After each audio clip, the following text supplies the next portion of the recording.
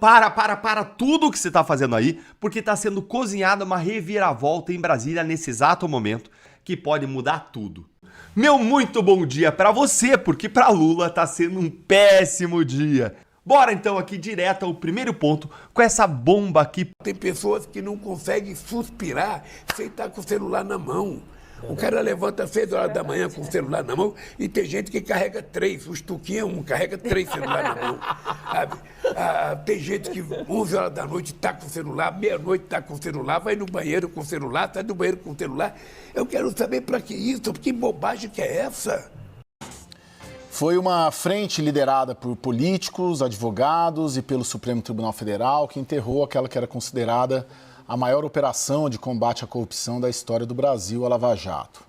E hoje é uma frente também formada por políticos, advogados e pelo Supremo Tribunal Federal que parece atuar para enterrar aquela que já é apontada como a maior fraude bancária da história do Brasil, o caso do Banco Master. Na Lava Jato, a estratégia foi buscar nulidades processuais para frear investigações e anular condenações. Agora o movimento se repete, mas com algumas diferenças. Lá, o alvo principal era o sistema judicial de primeira instância. Hoje, os alvos são a Polícia Federal e o Banco Central. Mas tem mais uma diferença ainda muito crucial e importante nesse processo todo. Na Lava Jato, não havia, como há hoje, parentes de ministros do Supremo Tribunal Federal que tenham recebido direta ou indiretamente milhões de reais dos investigados. Agora, há. O fato é que o celular de Daniel Volcário, que já está com a PF, né? Foi apreendido na primeira operação, na primeira fase da Compliance Zero. Agora foi apreendido outro celular dele. Do cunhado dele, acho que é Zetel, também é considerado estratégico esse celular, porque era quem fazia toda a ponte de Daniel Volcário com o mundo político em Brasília. O Volcário fazia o contato direto, mas ele operacionalizava os contatos de Daniel Volcário em Brasília. O conteúdo dele também é temido por muita gente em Brasília. Então, Beth, tem muita autoridade em Brasília realmente ali torcendo para que esse conteúdo não seja divulgado. Tem tanta coisa errada no Brasil, mas tanta coisa errada que se a gente para você na sua casa para fazer uma lista das coisas erradas, a gente não sabe por onde começar e a gente não sabe como acabar essa lista. E, no entanto, nós vamos atirar em aliados que, às vezes, você tem uma discordância pontual aqui, ali, né, uma desavença aqui e ali. Não dá não, Lacombe. Esse vídeo do Flávio é um vídeo necessário, é um vídeo maduro, é um vídeo de propósito. Isso é que é o importante, porque como nós estávamos falando aqui, o doutor Sebastião falou até muito bem. Às vezes, agora, alguns candidatos para o Senado e para o Congresso, eles estão preocupados, né, com as redes sociais e de fazer o vídeo correto, mas, assim, são falas vazias. Esse vídeo do Flávio, ele tem um propósito e ele não se furta de falar centro-direita, nós precisamos nos unir. Tarcísio, Michele, são todos importantes. Se eu não me engano, foi o Flávio até que disse, alguém perguntou, né, o que ele achava de candidaturas como do Zema, do Caiado, e ele disse que no primeiro turno, esse tipo de candidatura, elas são importantes até para um debate presidencial, em vez de um batendo ali no Lula, são 5 batendo no Lula. E que no segundo turno todos se unem de uma maneira maior ainda em prol daquele candidato que for para o segundo turno, né? Quem sabe não vai o Lula. Já pensou? Não vou nem sonhar, não. Ainda mais com as caixinhas mágicas. Mas seria um problema bom demais, né? Não vou sonhar, não. Vou descer daqui, desce, Ana. Sonhar demais com essas caixinhas mágicas não vai dar. Então, a coalizão, por exemplo, a eleição avassaladora do Donald Trump em 2024, esse vídeo do Flávio Bolsonaro é o resumo da eleição do Donald Trump em 2024. Você não concorda? Consta, Lacombe? Ele propôs uma coalizão, assim, todos contra um mal maior, que é essa administração nefasta de Joe Biden, acabando com a família, com os valores ocidentais, acabando com a economia.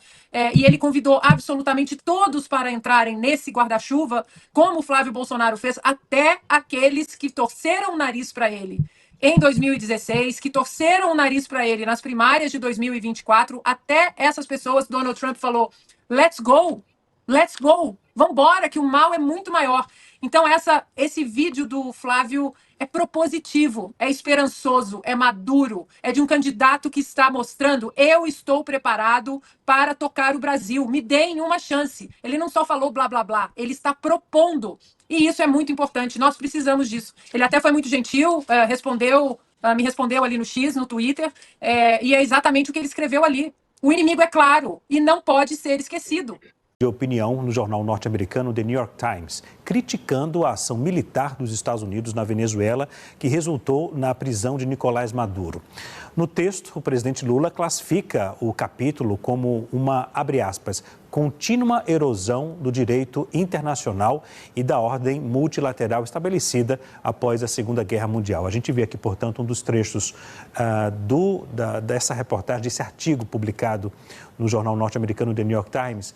Ele fala que os bombardeios realizados pelos Estados Unidos em território venezuelano e a captura de seu presidente em 3 de janeiro constituem mais um lamentável capítulo da contínua erosão do direito internacional e da ordem multilateral estabelecida após a Segunda Guerra Mundial, como eu falei agora há pouco.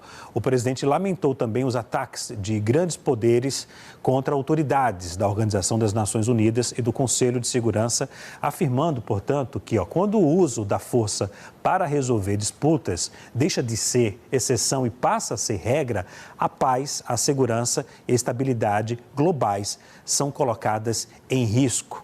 Sem citar Nicolás Maduro, o presidente Lula escreveu que, vamos lá, chefes de Estado ou de governo de qualquer país podem ser responsabilizados por ações que comprometam a democracia e os direitos fundamentais.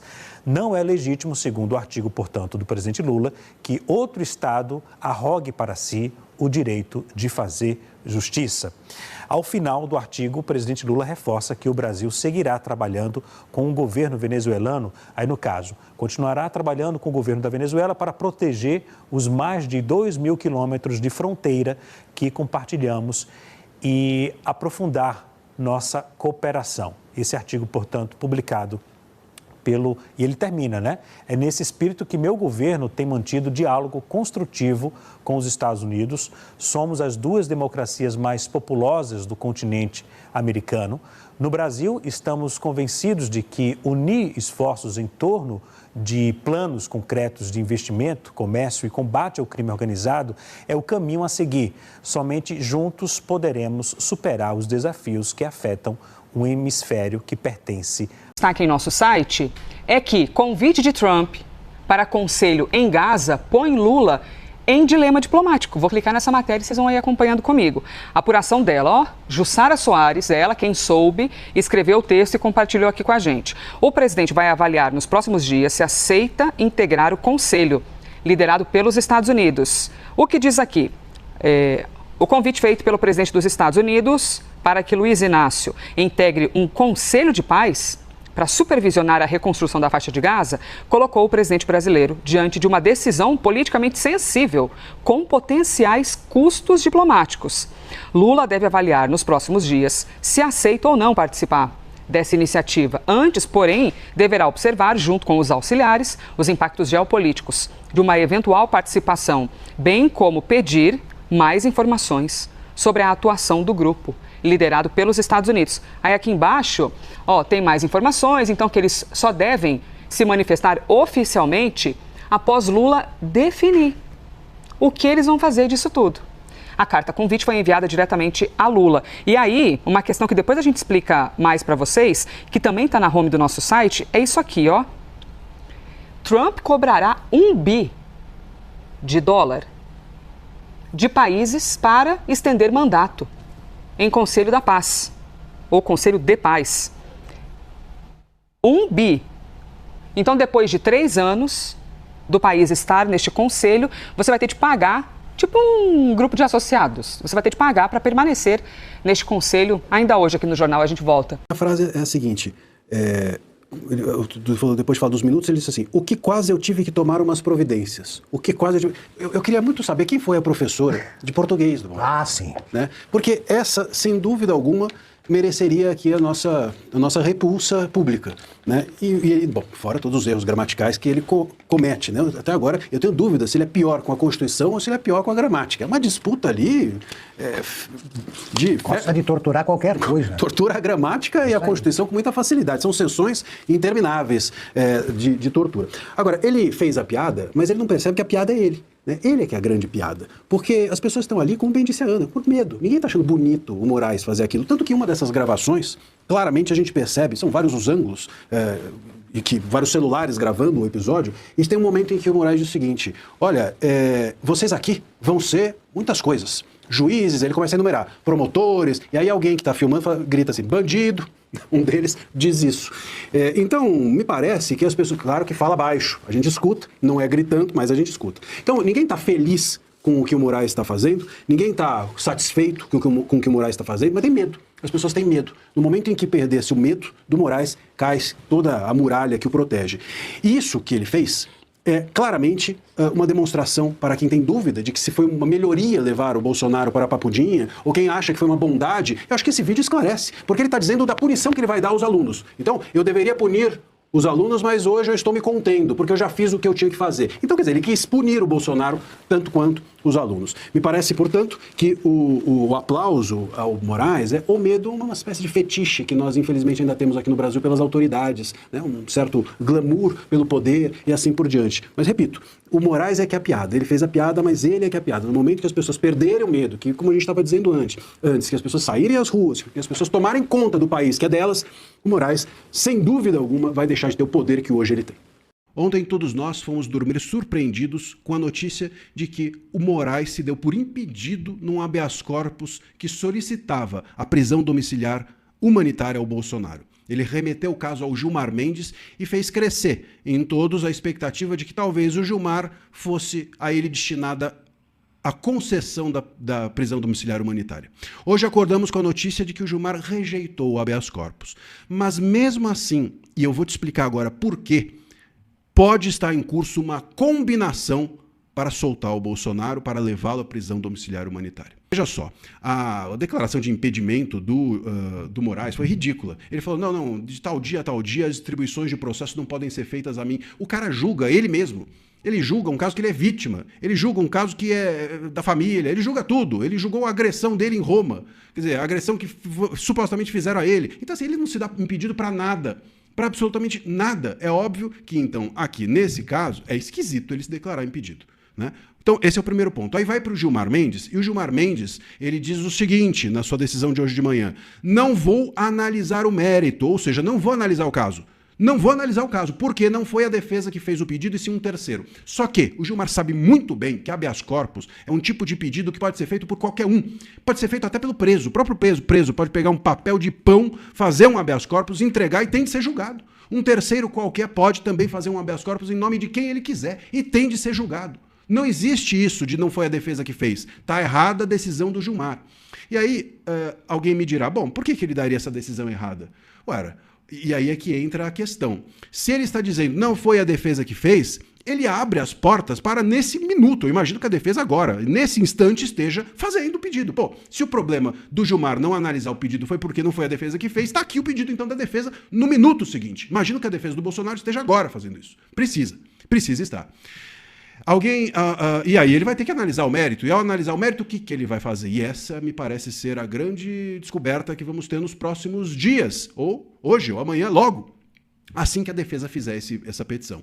Alguém pode dizer, não, o Moraes ele está apenas buscando o reforço do Gilmar. É como se ele estivesse entregando para o Gilmar isso aí para buscar apoio. Uma espécie de, não sou só eu que estou torturando o Bolsonaro. Tem mais gente aqui concordando comigo, então não é tortura por conta disso. É uma decisão da corte, é uma decisão de mais cabeças. Isso pode acontecer. E o Gilmar, a gente sabe que é a cabeça do STF. O Moraes é a caneta e o Gilmar é a cabeça. Então, isso pode ser uma explicação. Só que, nesse caso, por que o Gilmar, então, já não analisou o mérito? E falou, olha, estou aqui analisando e não cabe mesmo. Concordo com o Moraes. O Moraes esteve certo o tempo inteiro. Poderia ter feito isso. Não precisaria abrir a porta para dizer, não vou analisar porque não foi a defesa que fez. Então, se a defesa fizer, ele vai analisar. E aí eu acho que não faria sentido, né, se fosse para rejeitar, o pedido, não faria sentido que o Gilmar pedisse que a defesa fizesse mais um pedido. Quer dizer, faça mais um pedido para eu rejeitar o que eu já rejeitei. Se ele pede para a defesa fazer, pode ser que esteja em curso uma concessão de benefício ao Bolsonaro. Pode ser que o Gilmar esteja dizendo, eu quero que a defesa faça porque eu vou conceder. Eu não vou conceder para um terceiro qualquer que fez o pedido. Eu quero conceder para a defesa. Eu quero conceder quando a defesa fizer. Pode ser isso. Vocês entendem? Pode ser, faz mais sentido isso do que ele pedir que a defesa faça um pedido para ele rejeitar o que ele já rejeitou. Então faria sentido ele pedir que a defesa fizesse para ele conceder. Vamos aguardar. Talvez tenha havido uma combinação que a gente não sabe qual foi, e eles chegaram à conclusão de que não vale a pena matar o Bolsonaro, que vale a pena deixar o Bolsonaro em casa. E com isso, o Moraes está pedindo auxílio para o Gilmar, para que o próprio Moraes não precise conceder algo e se mostrar incoerente.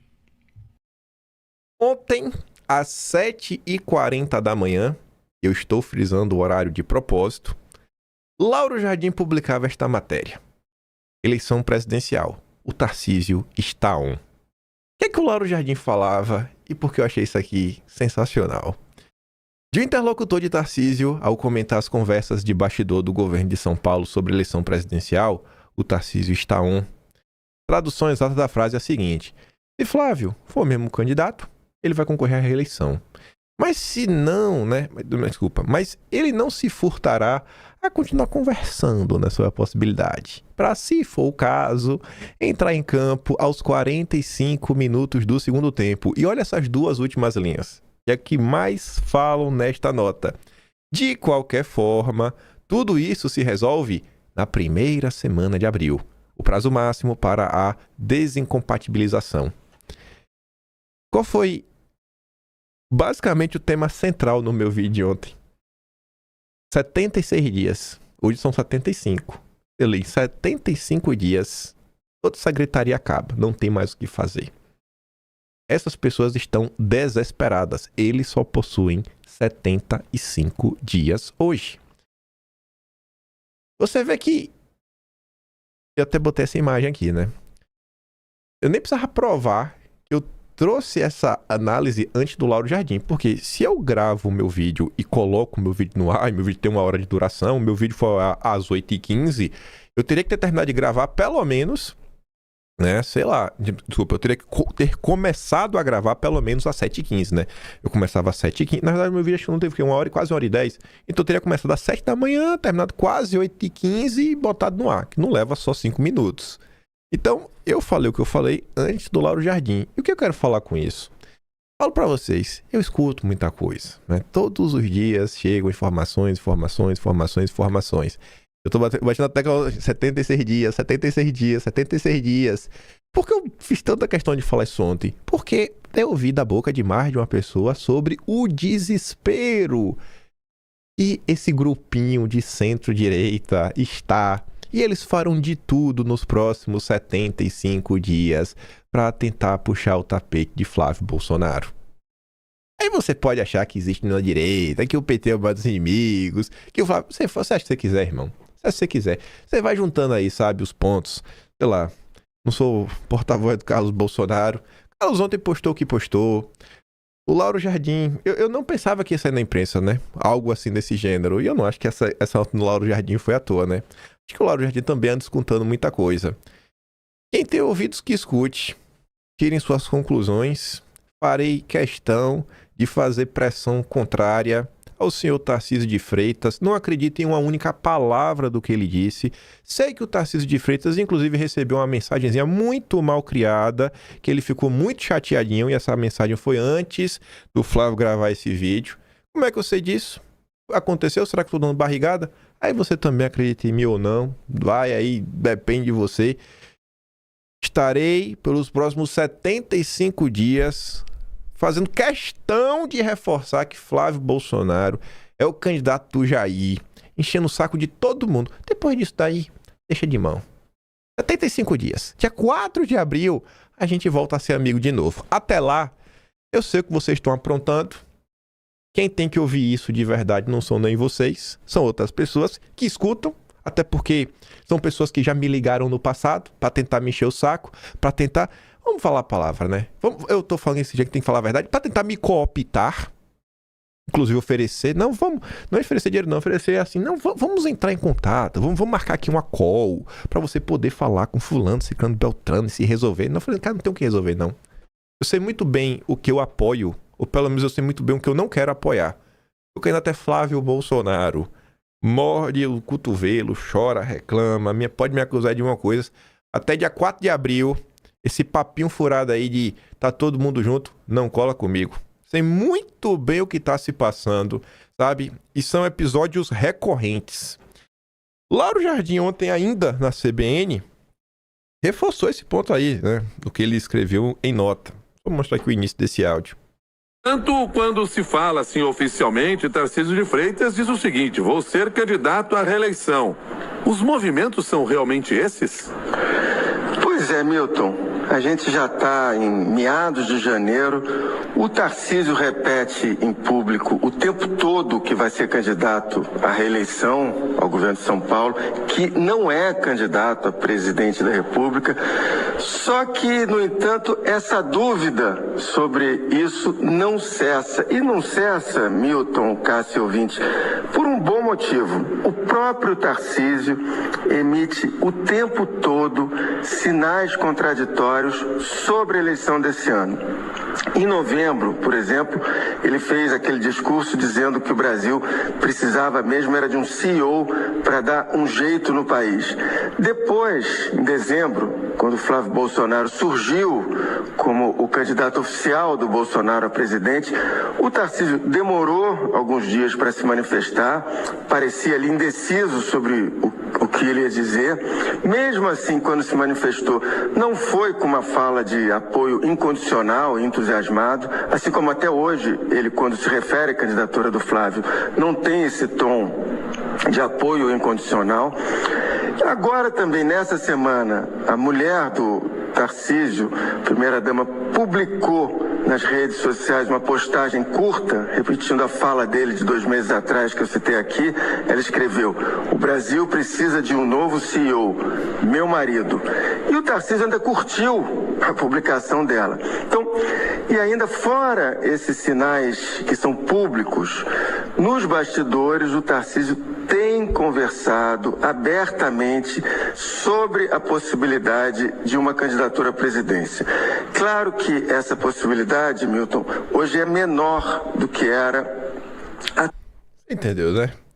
Aí você fica aí, não, mas o Flávio disse que o Tarcísio... Flávio disse que não quer não. Até dia 4 de abril, irmão. Porque são diversas forças diferentes, gente. É a tempestade perfeita. Você tira um governador, você já abre espaço. Quem que vai assumir o governo de São Paulo? É uma nova composição, pode mudar Senado.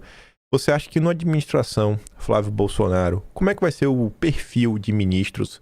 Você acha que essa ala extremista e radical da direita brasileira, essa ala com muita ideologia, né, tipo Eduardo Bolsonaro, você acha que vai ter espaço? E no governo Tarcísio, que agora não tem um secretário de direita, que é o secretário bolsonarista do governo Tarcísio? Quem é? Um dia alguém ainda vai contar como foi que o Derrite entrou aí no governo do Tarcísio. Olha aí se o irmão do Derrite teve uma participação importante na vitória do Tarcísio. Se alguém bateu na mesa depois que o Tarcísio venceu pra falar assim que o Derrite vai ou não vai, vai ou vai. Alguém ainda vai contar essa história algum dia. Tony Volpon, o ex-diretor do Banco Central, tá jogando contra. Sinal que Flávio é o candidato certo. Agora imagina pra quem a Paquita do regime torce. Flávio, se concorrer, vai ser facilmente derrotado. E seu pai permanecerá preso e irmão exilado. Então, significa que é só mudar o presidente e aí resolve. Eu achava que eram questões judiciais. Então, o mundo jurídico, o Supremo, navega de acordo com o presidente da República. Não tô entendendo isso, né? Aí vem o Marcelo Cerise, irmão do Pedro Cerise. Esse aí foi o que ele tinha gostado do vídeo do Flávio, viu? Ele gostou, no dia seguinte já tava assim, ó. Os bolsonaristas caíram em um sofisma clássico, o falso dilema. O raciocínio é simples e errado. Antes de Bolsonaro, a esquerda PT e a centro-esquerda PSDB governaram o país. Bom, aqui ele já mentiu, né? Aqui já tem realmente um sofisma.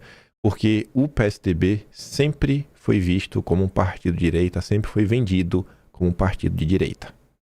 Ele deixa de ser de direita quando o Bolsonaro aparece. E o movimento todo ali do bolsonarismo começa a apontar isso. Olavo de Carvalho aponta isso. Bolsonaro seria direita, logo sem Bolsonaro não existe direita. A falha está na premissa: direita e esquerda não são propriedade de um político, mas posições do eleitorado. Bom, o eleitorado apoia Bolsonaro, né? Tá bem claro isso, por isso que o Flávio é tão forte. Candidatos ocupam espaços porque há demanda, não porque criam o espectro político. Rapaz, assim, e até ok se você quiser falar isso, mas e quem se define como bolsonarista? Eu me defino como bolsonarista, eu nem faço questão de direita mais, eu sou bolsonarista só. E aí? É culto a personalidade? É isso mesmo. Vai reclamar, morde o cotovelo. Bolsonaro não criou a direita, ele ocupou um vácuo e depois tentou se apropriar dele, usando a máquina de propaganda para destruir qualquer alternativa que surgisse no mesmo campo. É mesmo. O que foi que o Bolsonaro destruiu com a máquina de propaganda? Sérgio Moro? Foi o Bolsonaro que destruiu ou o Moro que só destruiu? Que direita é essa do Sérgio Moro? A que trabalha pro Valfrido Vardi? O advogado do Daniel Vorcaro, do Banco Master? É? Essa que é a direita? Quem mais que Bolsonaro destruiu? João Amoedo? É mesmo? Quem mais? Quem foi as opções que Bolsonaro destruiu? Joyce Hasselmann? Os Weintraub? Renato 38? Hoje a ala bolsonarista tenta vender a ideia de que Bolsonaro é a direita.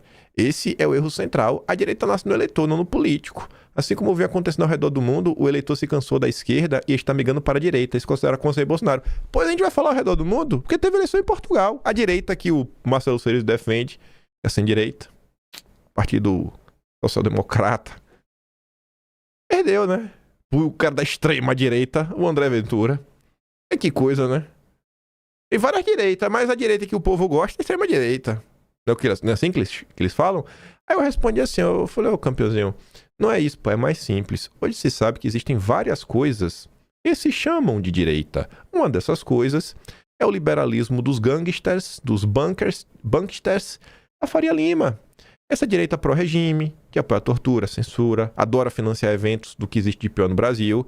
Essa direita não tem votos e quer sugar quem apoia Bolsonaro. Não é difícil de entender. Aí você vê os exemplos, né? Da direita, que eles querem eleger. Se juntar os quatro aí, não dá 10% dos votos da direita na disputa com Flávio Bolsonaro no primeiro turno. General Paulo Chagas. Esse nunca superou, né? Eu não sei, o fato de não ter conseguido algum carguinho, algum prestígio, tentou se eleger em 2018, ainda recebeu apoio de Bolsonaro, mas não conseguiu, aí ficou revoltado com a vida.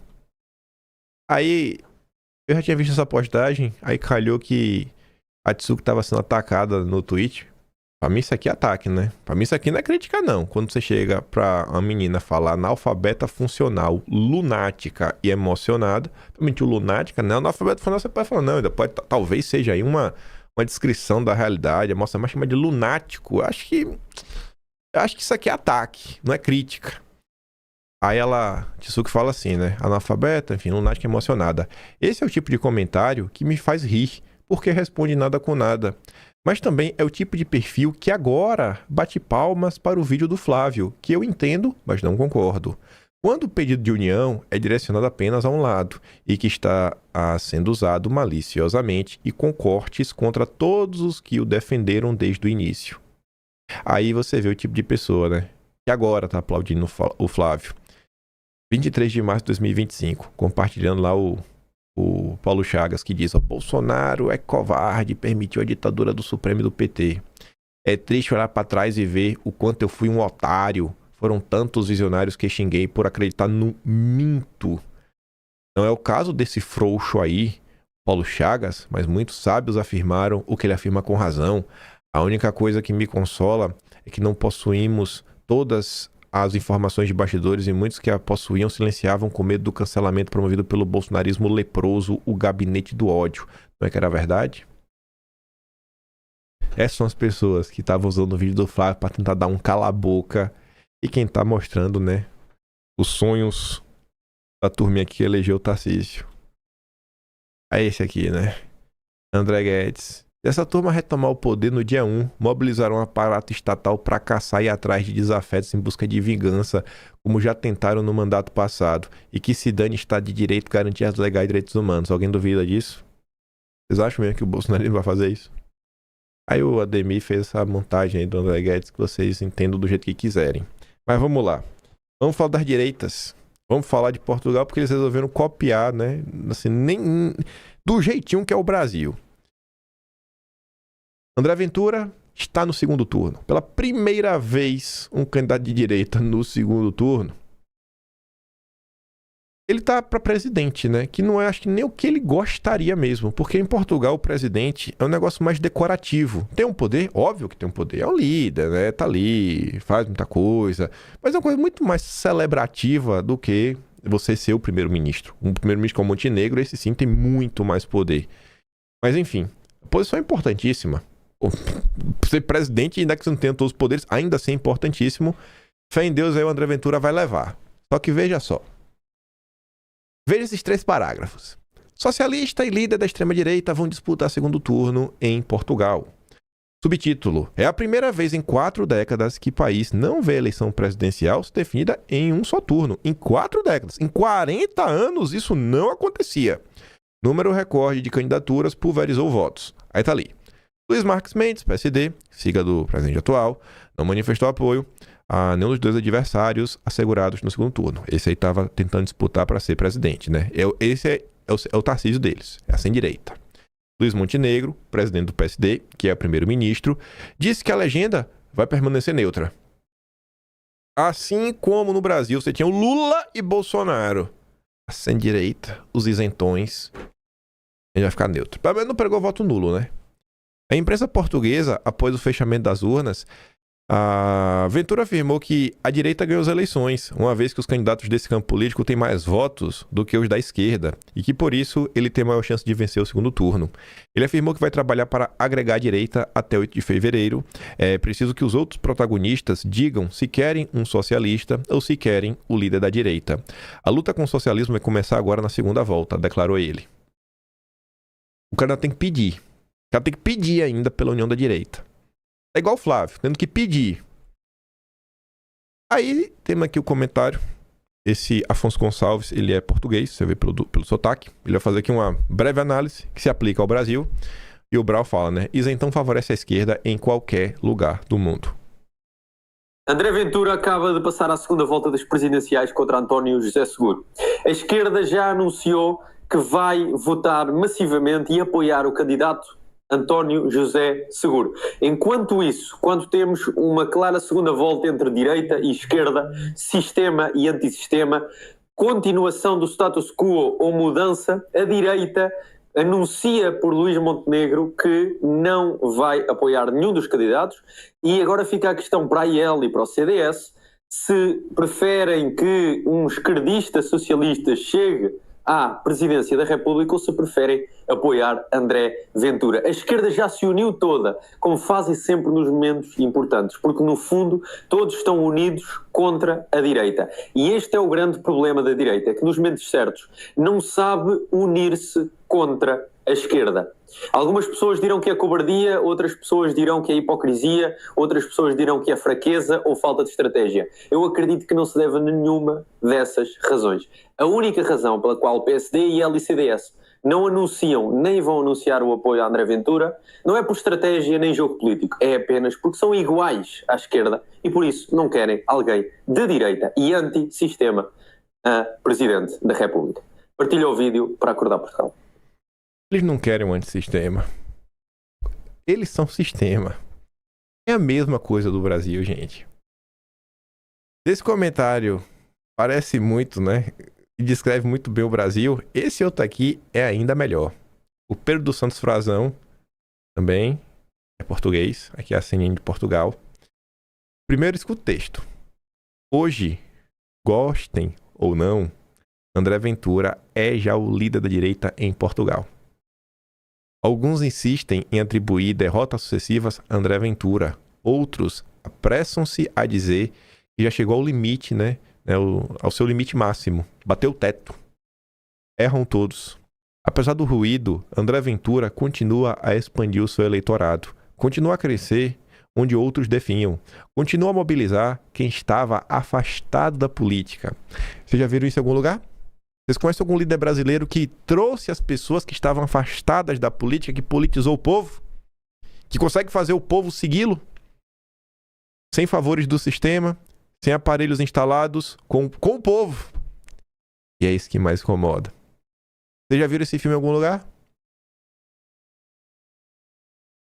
Nomeadamente para os resultados que são dados, Pedro Frazão, a André Ventura, o candidato que é apoiado pelo Chega, poderá chegar aos 24% no intervalo máximo. Será essa a linha máxima que poderá ser alguma vez atingida por um candidato ou até eventualmente noutras eleições pelo Chega?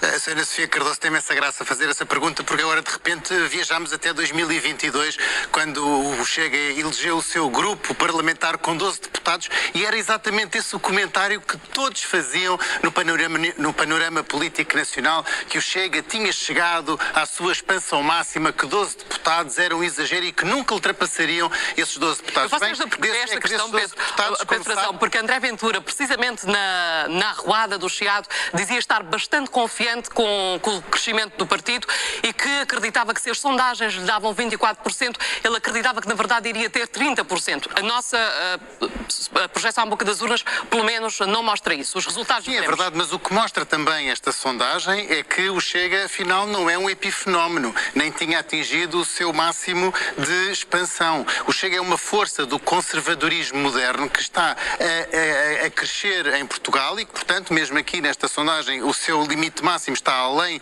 dos resultados que tivemos nas últimas legislativas e está totalmente impregnado no panorama político português, e podemos já dizer hoje, acho eu, que o André Ventura é o líder político da direita em Portugal, porque de facto nós temos duas figuras, uma da direita e uma de esquerda, que passaram à segunda volta, e portanto André Ventura, sendo essa figura da direita portuguesa que passa à segunda volta, eu acho que podemos todos concordar que de facto hoje André Ventura é o líder da direita portuguesa. O líder, né? Mas o povo não quer respeitar o líder, pô. É incrível isso. Prefere lavar as mãos, prefere tentar... Não, mas veja bem. Incomoda, né? O bolsonarismo incomoda. Saindo de Portugal, indo pro mundo inteiro, o Estadão hoje publicou um editorial maravilhoso. Porque é só você ler ao contrário para ver como as coisas estão melhorando. Um mundo sob riscos geoeconômicos. Vamos ler ao contrário, né? Um mundo onde a elite globalista já não consegue mais manter o controle. O controle deles está em risco. O Global Risk Report 2026, nova edição do tradicional relatório divulgado pelo Fórum Econômico Mundial da turma do Klaus Schwab, uma consulta a mais de 1.300 líderes públicos, executivos e especialistas, oferece um retrato inquietante e cada vez mais familiar do estado do mundo. O quê? Pela primeira vez, os conflitos geoeconômicos encabeçam a lista dos maiores riscos globais no curto prazo, superando guerras convencionais e ameaças ambientais imediatas. Lê ao contrário. Pela primeira vez, a economia está deixando as mãos dessas pessoas, né? O controle da economia mundial está saindo das mãos dos globalistas. Não se trata de um detalhe técnico menor, mas um sinal eloquente de que a economia deixou de ser apenas um terreno de interdependência para se tornar um instrumento de poder, coerção e disputa estratégica. Era exatamente o que eles faziam. Aí agora eles não podem mais fazer isso, né? Agora eles que perderam, né, a sua capacidade de fazer maldade. Aí continua. Porém, uma tensão evidente entre diagnóstico e realidade. O documento insiste corretamente. Um negócio aqui. Onde é que é? Na necessidade de quê? Cooperação internacional, responsabilidade compartilhada e diálogo multilateral como únicas respostas viáveis a riscos que não respeitam fronteiras. Tradução, né? Organismos multilaterais e tudo mais são esses organismos, essas instituições que eles criaram para sobrepujar a soberania das nações. Então a única forma é mais globalismo. A única forma de tentar parar o que está acontecendo é mais globalismo. O movimento globalista tem que se unir em todos os países que forem possíveis para tentar parar essa mudança que vem ocorrendo no mundo. Grandes potências estão empenhadas em assegurar e expandir suas esferas de influência, recorrendo cada vez mais a instrumentos econômicos, comerciais e tecnológicos como armas geopolíticas. Sempre foi assim. Só que eles que controlavam. De um lado estão os Estados Unidos, conduzidos pela lógica de um imperialismo redivivo, pela doutrina trumpista que combina protecionismo agressivo, negação do multilateralismo, Trump deixando claro, né? O globalismo acabou, e uso seletivo de sanções e tarifas. Aí do outro, está o eixo sino-russo, que articula autoritarismo político, revisionismo geopolítico e contestação aberta às normas liberais. Olavo de Carvalho tem uma análise, muito tempo atrás, inclusive tem um vídeo que acho que foi mais famoso do que a análise do Olavo, que era a época o Alan dos Santos pegando um quadro e escrevendo, que ela falava o seguinte, que ele pontuava que tinha pelo menos aí 3 grandes forças que tentavam se colocar como forças globais, de controle do globo.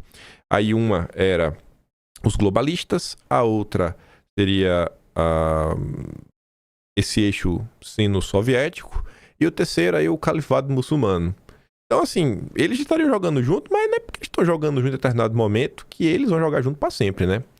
O resultado é o enfraquecimento das instituições multilaterais, a erosão do mecanismo de coordenação global e o recrudescimento do protecionismo. Só um tiquinho.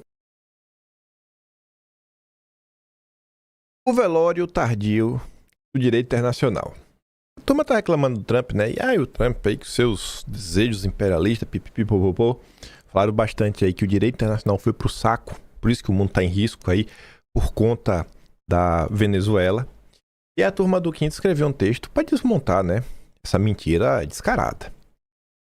A captura de Maduro gerou inúmeras reações mundo afora, desde previsões apocalípticas de uma terceira guerra mundial, até acusações de violação do direito internacional e de um primeiro passo em direção à incivilidade e à barbárie internacional. Mas em que momento da história recente, né, o direito internacional e as convenções multilaterais foram uma barreira contra o uso da força bélica ou de fato úteis para impedir uma intervenção estrangeira? A Rússia não invadiu a Ucrânia? A Rússia não invadiu a Ucrânia agora, em 2022? Quando o direito internacional foi uma ferramenta de auxílio para a autodeterminação das nações, e não uma camisa de força regulatória imposta pelos fortes contra os fracos.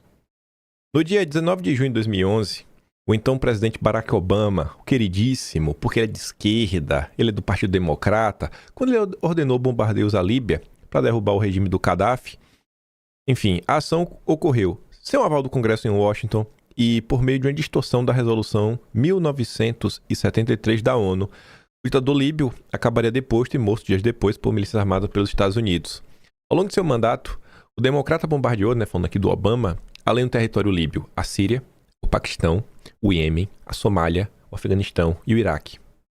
Apesar da fala mansa, da embalagem de justiceiro social e defensor da paz, Obama ignorou solenemente esses institutos consolidados e acordados pelo tão evoluído e civilizado multilateralismo. E ninguém falou nada na época. Tu lembra de alguém falando que o Obama não respeita o direito internacional? O problema é o Trump, porque ele foi atrás do Maduro. Isso sem mencionar as intervenções da guerra ao terror de Bush, ou mesmo a terceirização quase completa do Serviço de Inteligência dos Estados Unidos. Muito diferente do sistema de balança do poder do concerto europeu, a política multilateralista, burocrática e formalista do direito internacional, imposta após o Tratado de Versalhes, não teve outro efeito senão a uniformização das legislações econômicas e, consequentemente, a imposição posterior do Consenso de Washington. O direito internacional, reorganizado no pós-Versalhes, após a destruição do concerto europeu ao fim da Primeira Guerra Mundial, não aboliu a guerra, nem sequer criou impeditivos para o uso de meios bélicos. A Segunda Guerra Mundial veio décadas depois, após o Tratado de Versalhes e a criação da Liga das Nações, e pelo contrário, transformou-se em condição permanente ao substituir a ideia de conflito limitado entre estados por uma moralização do inimigo e uma lógica de punição contínua, na qual a violência legítima passa a ser apresentada como polícia contra o culpado. Basicamente, a fundação da Liga das Nações e o germe do multilateralismo, eles não trouxeram paz, mas apagaram os limites formais que reduziam os danos em guerras e tornavam claros os acordos de paz. Uma tentativa de neutralizar a política do concerto europeu, os fundadores da Liga das Nações criaram dispositivos de ataque coletivo, sujeitando o uso da força da Aliança da Liga a um conselho. Nesse processo de neutralização, o conceito de país beligerante e de país pacífico foi apagado, assim como o de zona de conflito e de espaço neutro. O resultado foi uma nova guerra mundial décadas depois. E após esta guerra, o mundo que viveu um mundo que vive sob estado de exceção e sob um paradigma de conflito constante. Como é que está o mundo nos últimos 100 anos? Como 100 anos, né? Nos últimos 50 anos, teve um período de paz? O Brasil parece que está, né, vivendo um período de paz. E a gente não está no ponto que muita gente questiona, cara, o que a gente vai fazer para solucionar isso daqui sem uma ajuda externa?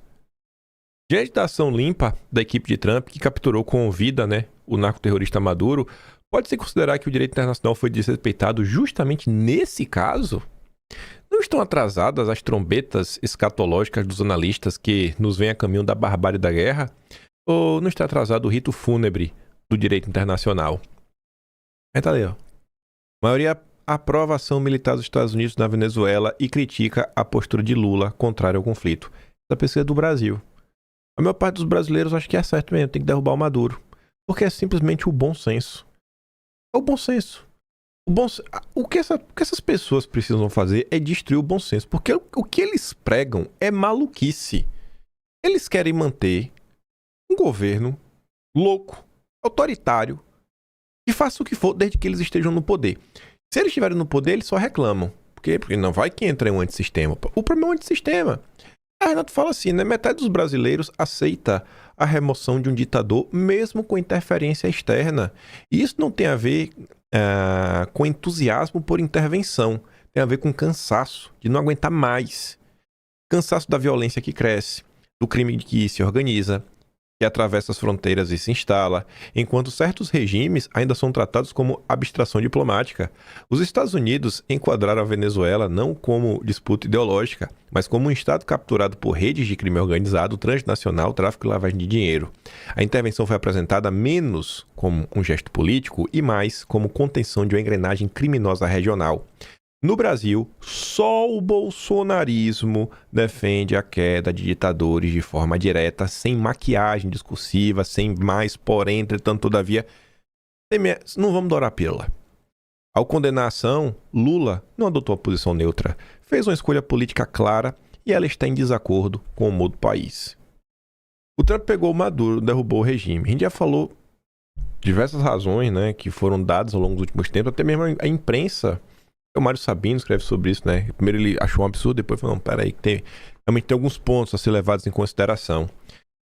Trump falou sobre isso, né? Rapidamente, tá em inglês, mas a legenda ali traduzida já é o suficiente. O repórter pergunta, né? Por que se aliar a Delcy Rodrigues em vez de Machado? Aí o Trump fala assim, ó. Se vocês se lembrarem de um lugar chamado Iraque, onde todo mundo foi demitido, absolutamente todo mundo, a polícia, os generais, todo mundo foi demitido, eles acabaram se tornando o ISIS, né? E aí começou a ter atentado no mundo todo. Em vez de simplesmente irem direto ao assunto, eles acabaram se tornando isso, né? E eu me lembro disso. Então o Trump tá falando, cara, às vezes não dá pra você desmontar tudo e achar que, não, agora tá resolvido. A gente desmonta tudo e daí a coisa vai. As instituições, elas estão impregnadas de cima até embaixo. Aí estão trabalhando para garantir o quê? Que vai começar a ter uma certa normalidade. Trabalhar para, no cenário próximo, ter eleições. Soltar os presos políticos, Maria Corina Machado poder voltar para o país, para disputar as eleições, montar uma direita e a coisa indo.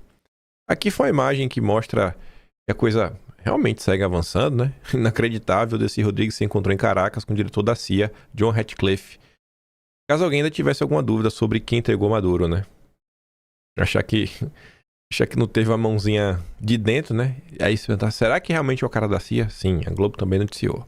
O diretor da CIA se reuniu com o presidente interino da Venezuela em Caracas.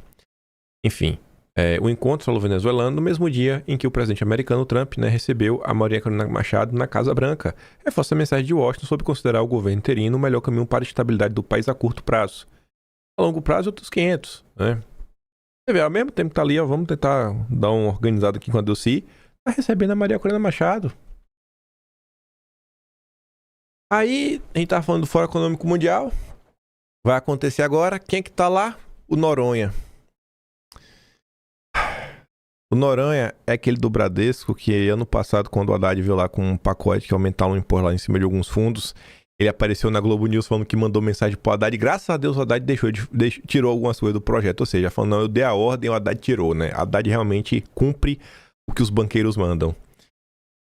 O presidente do Bradesco está em Davos, para a nova edição do Fórum Econômico Mundial. O Trump até falava, eu quero ver como é que vai ser o discurso do Trump. Noronha também engrossa o coro dos que defendem o papel técnico do Banco Central, no caso do Master, na política fiscal. O presidente do Bradesco argumenta que, independente de quem ganhe as eleições, o país tem um problema estrutural que terá de ser enfrentado e Brasília precisa, ao menos, tentar estabilizar a relação entre dívida e PIB. Realmente, isso aí tem que mesmo, né? Mas a preocupação dos banqueiros é só essa. Falando de banqueiros, né, da turma do mercado, o tour privado da CVM, nossas instituições. No último mês, 2 servidores da CVM desembarcaram em Nova York para participar de uma série de reuniões, marcada por um escritório de advocacia privado. Cada CVM, em parte de escritório de eventos, escritório de advocacia privado. O roteiro incluía bancos e grandes firmas de direito. Era um tour corporativo montado por quem não trabalha na CVM e que, ao menos, oficialmente, não aparece registrado na agenda pública dos servidores. A viagem foi aprovada pelo então presidente interino, Otto Lobo, custou R$59 mil aos cofres públicos. Documentos obtidos pelo bastidor mostram que o roteiro foi enviado pelo Machado Meia Advogados para ser cumprido pelo superintendente de supervisão de investidores institucionais, Marco Veloso, e pelo gerente de acompanhamento de fundos, Celso Luiz Zini Lins, entre 16 e 22 de dezembro, nos Estados Unidos. A superintendência comandada por Veloso é uma área central na CVM. Cabe a ela registrar, supervisionar e, eventualmente, sancionar fundos de investimento, administradores de carteiras, consultores e analistas de mercado. Se tu tivesse muito dinheiro, tivesse interessado em comprar e vender, né, coisas no Brasil, principalmente comprar o Brasil, será que vale a pena bater um papo com esse cara? Grandes escritórios aí que lidam, né, com, sei lá, direito societário, esse direito aí mais comercial. Lins, por sua vez, chefia a divisão da superintendência que acompanha e fiscaliza os fundos de investimento, com exceção daqueles ligados à securitização ou ao setor imobiliário. A agenda enviada aos servidores pelo Machado Meyer, escritório que atua em processos na CVM, olha só, previa reuniões com 4 instituições financeiras: Bank of New York, UBS Securities, BTG Securities e JP Morgan, e 4 escritórios internacionais. Segundo o servidor da CVM, em cargo de chefia, ouvido pelo bastidor, né, a viagem causou estranheza em parte do corpo técnico, principalmente pela ausência de divulgação de qualquer ação institucional que justificasse. A presença do BTG também chamou a atenção, né? O Dedé tá em todas. Esse é o Brasil. Essas são as pessoas que não querem eleger o Flávio Bolsonaro. Essa é a CVM do Lula. Aí, para falar dessa turminha de sem direita, do mercado financeiro, olha para esse daqui.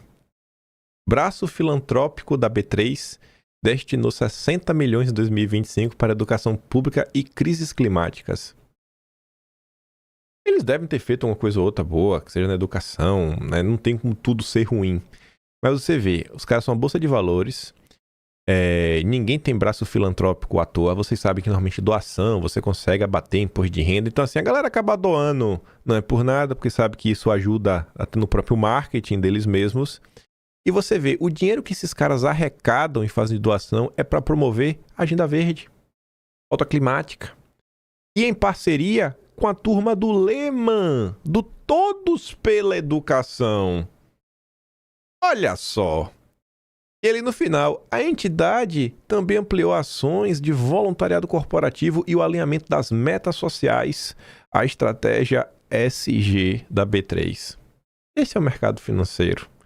Acho que aqui tem alguma coisa ligada à eficiência, lucro, né? Aumentar, sei lá, algum indicador positivo realmente de produtividade das empresas. Pelo amor de Deus, gente. Isso é o mercado. Esse aí é o tal mercado. Aqui o choque de eficiência que os liberais também pregam, né? Essa matéria aqui, pra mim, não teria nenhum problema se não fosse pelo discurso dos liberais, porque eles pregam que temos que reduzir o tamanho do Estado. O Zema adora falar de austeridade fiscal, mas o Zema que adora falar de austeridade fiscal, o Partido Novo que adora falar de gastos públicos, Zema usa avião oficial do governo de Minas para pré-campanha e gera gasto recorde com combustível. E aí, bicho? Superou até em 2022, velho. Rapaz. E aí? Eu acho que um governador e tudo mais não deveria usar para pré-campanha, né? Mas enfim, usa aí, roda o Estado, vai lá entregar a hora, mas cadê o discurso liberal? De corte de gastos, de enxugamento da máquina. O que ele quer enxugar é benefício fiscal, ou seja, quanto menos pobre, melhor. Então, se o pobre, cada pobre que morre é um pobre que gasta menos no SUS, no Bolsa Família e tudo mais. E qualquer custo extra, repassar para a classe média. É quem paga, né, o grosso do imposto nesse país. Esse é o liberalismo na veia. Outra coisa também que devia botar muita gente para pensar é isso daqui, ó. Porque são números, não é subjetividade. Não é um negócio em que você tem que pensar se você concorda ou não. São números. Números. Lula supera Bolsonaro e FHC como o governo que mais fez concessões de infraestrutura. Leilões de portos, aeroportos, rodovias. Diminuição da participação estatal é agenda historicamente criticada pela esquerda. Talvez o Lula não seja o grande comunista, né? Não que ele não goste dos comunistas. Talvez essa classificação pula não encaixe tão bem. Talvez querer pegar as pessoas e forçar na caixinha não é a melhor das estratégias, né? Talvez seja melhor tentar realmente entender quem é o Lula.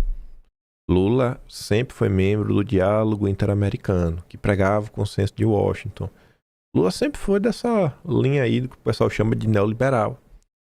O Vinícius até fala, né? Regime neoliberal do Lula. O problema não é a concessão em si, mas as condições em que se dão e se estão indo para os mesmos beneficiários, transformando os campeões nacionais em super campeões nacionais. O Lula tá fazendo o que a direita prega, né? Não é isso? Não vamos privatizar tudo? Concessões, trabalhar em parceria com a iniciativa privada, o governo vai e constrói, aí depois dá lá, né? A iniciativa privada consertar e tocar o barco. Eu acho que o Brasil deveria começar a pensar em como cuidar de sua própria infraestrutura sem fazer concessão. Eu te coloco uma coisa bem simples. Quando tu viaja, tu gosta de pagar pedágio? Tu não acha que o valor que tu paga é de PVA, né?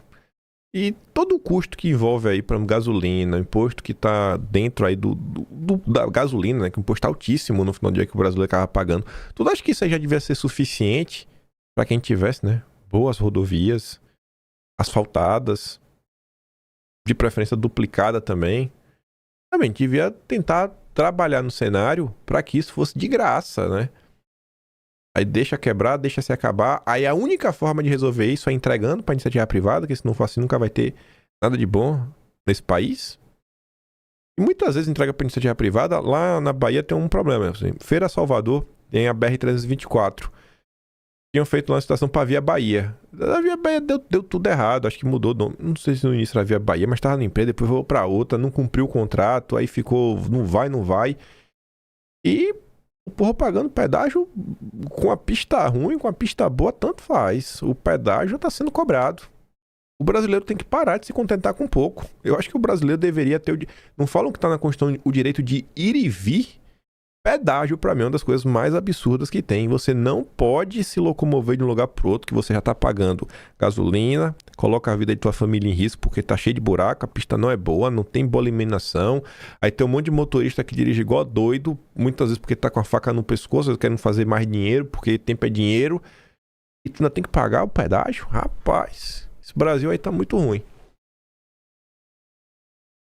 Quando uma frente democrática deixa de fazer sentido. E aqui que a gente fecha o pacote que eu falei lá atrás, né? É a tempestade perfeita para a turminha da sem-direita.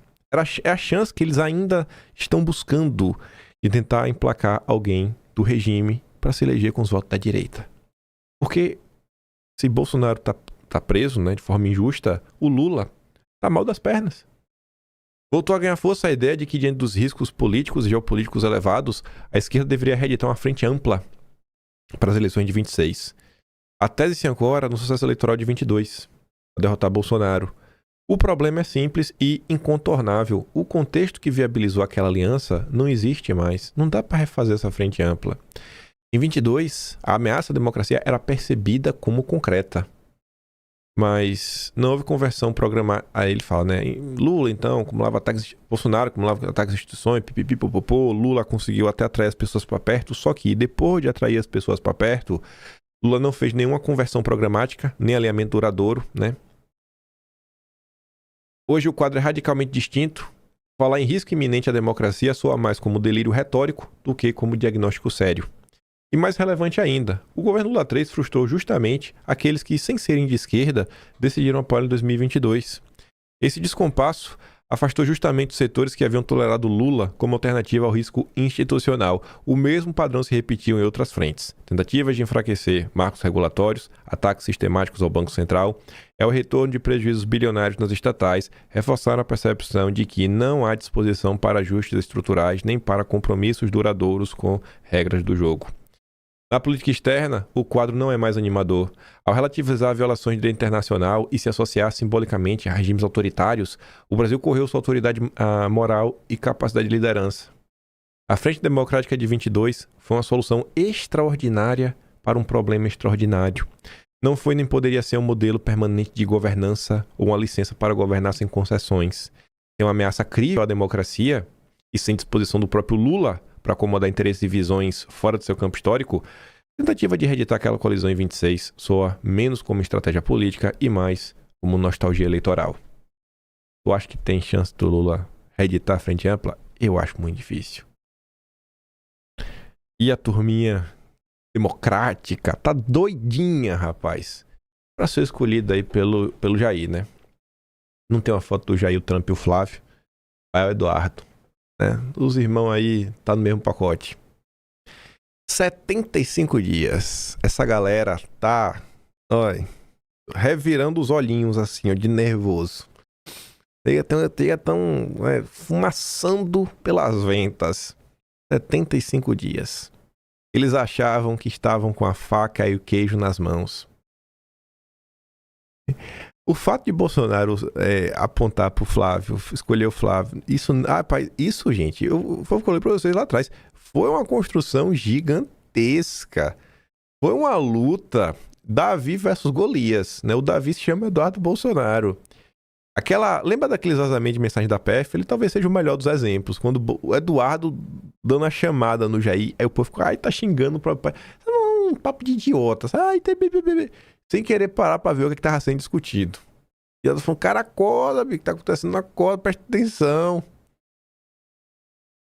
Tá aí, 75 dias. E eu acho que eles não vão conseguir demover o Jair da ideia. Eu acho que o Jair entendeu muito bem o que tá acontecendo.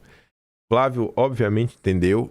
Ele vai seguir nesse comportamento. União do Direito. Não esperem nada diferente do Flávio até o final das eleições. E é isso aí.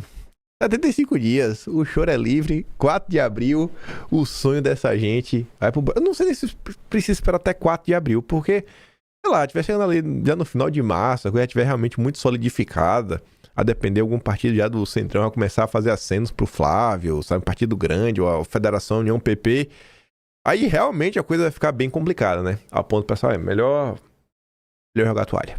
Melhor jogar a toalha. Melhor jogar a toalha. Eu fico por aqui. Vou mandar aquele vídeo do Sakamoto lá no Telegram. Se gosta do meu trabalhinho, que já um pouco mais, pode ser membro do canal, tem um botão de valeu, tem um Patreon na descrição e tem o Atlas Brasileiro, impai.com.br, onde tudo isso daqui está sendo registrado e mais algumas coisas que não cabem em vídeo. Vejo vocês amanhã e fiquem com aquele grande beijo, abraço, tamo juntos. Valeu, meus amigos. Fui!